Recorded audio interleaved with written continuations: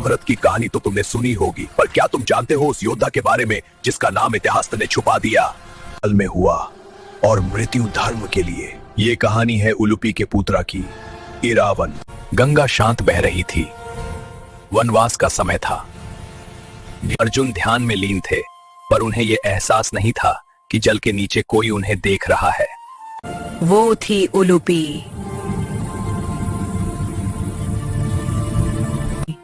आंखों में तेग, देह में नागों जैसी फुर्ती और मन में योद्धा का अनुशासन। ने पहली बार किसी मनुष्य को देखा था जिसके अंदर इतना तेज था कि नागलोक की जलधारा तक कांप उठी।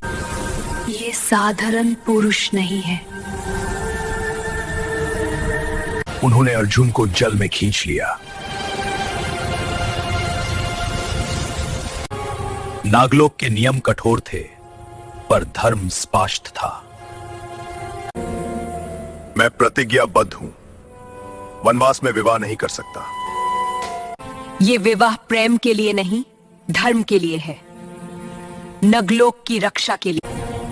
अर्जुन ने धर्म स्वीकार किया।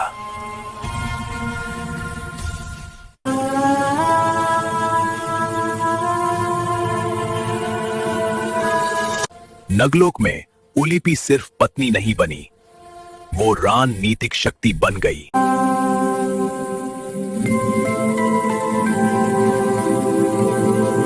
उन्होंने अर्जुन को जल युद्ध, नगास्त्र और माया विद्या का ज्ञान दिया। वही जम हुआ इरावन का। एक ऐसा योद्धा जो आधा मनुष्य आधा नाग था। समय बदलता है।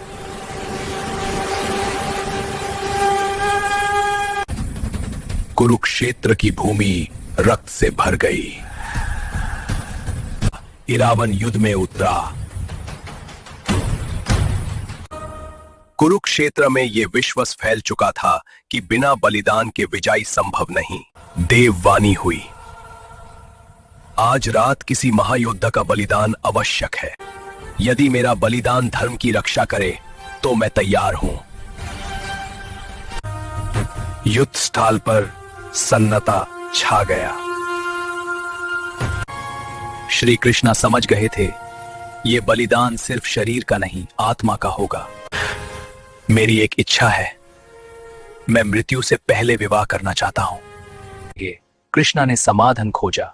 धर्म के लिए माया का रूप धारण किया गया। इरावन ने मुस्कुराते हुए मृत्यु को स्वीकार किया। और फिर बलिदान पूरा हुआ। मेरा पुत्र। उलूपी का शोक क्रोध में बदल गया। जब तक धर्म जिंदा है, मेरा पुत्र भी जिंदा रहेगा। नगलोक की प्राचीन शक्ति जग उठी।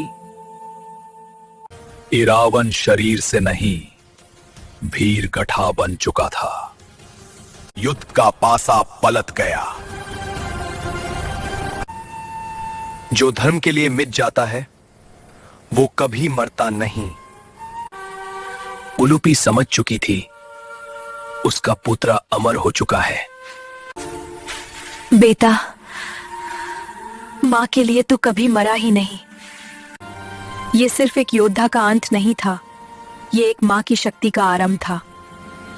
अगला अध्याय बताएगा जब एक और योद्धा रानी इतिहास का रुख मोड़ देगी।